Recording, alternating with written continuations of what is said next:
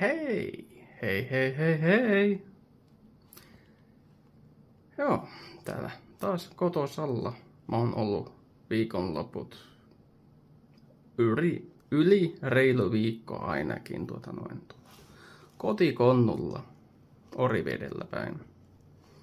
Joo, siellä mä olin kuten yleistä hommia ja ruohonleikkuun ajoja. Ja muurikalla tullut paistettua lettuja, pinaattilettuja. Ne on niin hyviä. Kyllä. Ja niin poispäin. Viitti kaikkea puhua Orivedestä päin, että tullut tehtyä vähän sieltä sun täältä. Vähän jotain hommia ja näin poispäin. Ja meillä kun on betonimaa, niin tullut pestyä myös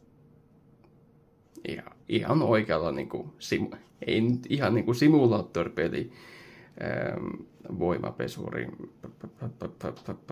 Nyt ei taas se sana tule mieleeni, mutta kumminkin yritän sanoa, että painepesuri.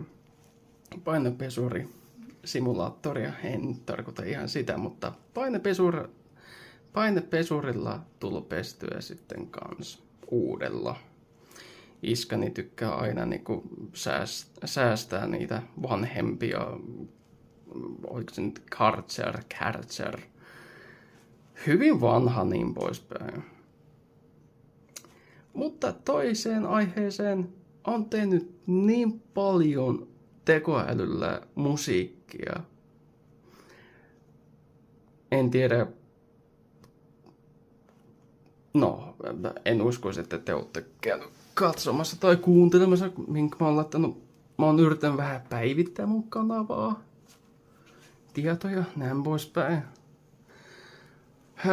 Ja edelleen yritän päivittää, kun en tiedä mitä mä oikeasti laittaisin mun tähän kanavaan.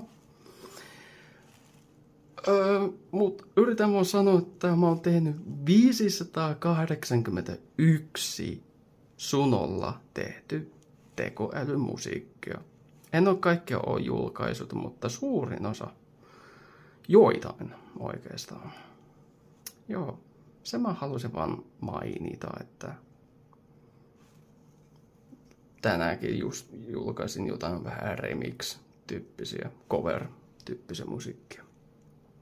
Jeps, ei paljon mitään muuta.